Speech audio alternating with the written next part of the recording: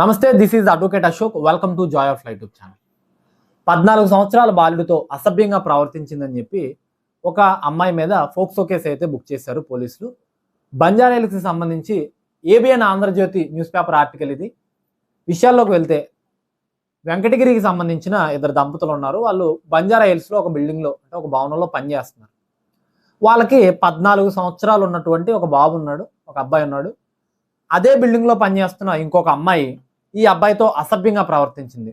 రిపీటెడ్గా ఆ అబ్బాయితో మిస్బిహేవ్ చేస్తుంటే ఆ అబ్బాయి వాళ్ళ అమ్మగారికి కంప్లైంట్ చేశాడు. సో వాళ్ళ ఫ్యామిలీ అంతా కలిసి పోలీస్ కంప్లైంట్ ఇవ్వడంతో ఆ అమ్మాయి మీద ఫోక్సో కేసు అయితే బుక్ చేశారు పోలీసులు. ఈ విషయాన్ని ఎందుకు చెప్తున్నానంటే, సాధారణంగా ఎక్కువ అబ్బాయిలే ఈ ఫోక్సో కేసెస్లో బుక్ అవుతున్నట్లుగా మనకు కనిపిస్తుంటుంది. ఎక్కువ న్యూసెస్లో అలాంటివే బయటకు వస్తూ ఉంటాయి. కానీ ఆడపిల్లలు ఏ విధంగా కామాంధుల చేతులు అంటే అబ్బాయిలు కొంతమంది కామంతో కళ్ళు మూసుకుపోయిన అబ్బాయిల చేతుల్లో ఎలా నష్టపోతున్నారో, ఎలా అన్యాయానికి గురవుతున్నారో, అదే పర్సంటేజ్ ఇప్పుడు మగపిల్లలకు కూడా అన్యాయం జరుగుతుంది. కొంతమంది ఆడవారు అబ్బాయిలతో, ఈ చిన్నపిల్లలతో ఇలా అసభ్యంగా ప్రవర్తిస్తున్నారు. కానీ అన్ని ప్రాంతాల్లోనూ ఇలా ఆ విషయాలు బయటకు రావట్లేదు, ఎక్కడెక్కడ సప్రెస్ అవుతున్నాయి.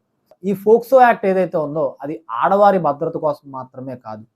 ఇది ఇర్రెస్పెక్టివ్ ఆఫ్ ద జెండర్, అబ్బాయి అయినా అమ్మాయి అయినా వాళ్ళు మైనర్స్ అయి ఉన్నప్పుడు వాళ్ళ మీద ఎవరైనా సెక్షువల్ అసాల్ట్స్ లాంటివి చేయడానికి ప్రయత్నిస్తే ఖచ్చితంగా ఈ చట్ట ప్రకారం వారి మీద కేసు బుక్ అవుతుంది, వారి శిక్షకు అర్హులు అవుతారు.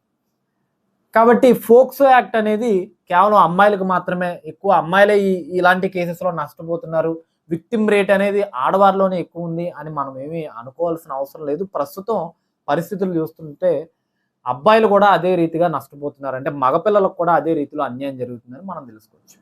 ఈ వీడియో మీకు ఇన్ఫర్మేటివ్గా అనిపిస్తే మన ఛానల్ని సబ్స్క్రైబ్ చేసుకోండి. ఇలాంటి మరొక ఇంపార్టెంట్ లీగల్ అప్డేట్తో నెక్స్ట్ వీడియోలో కలుద్దాం. Thanks for watching.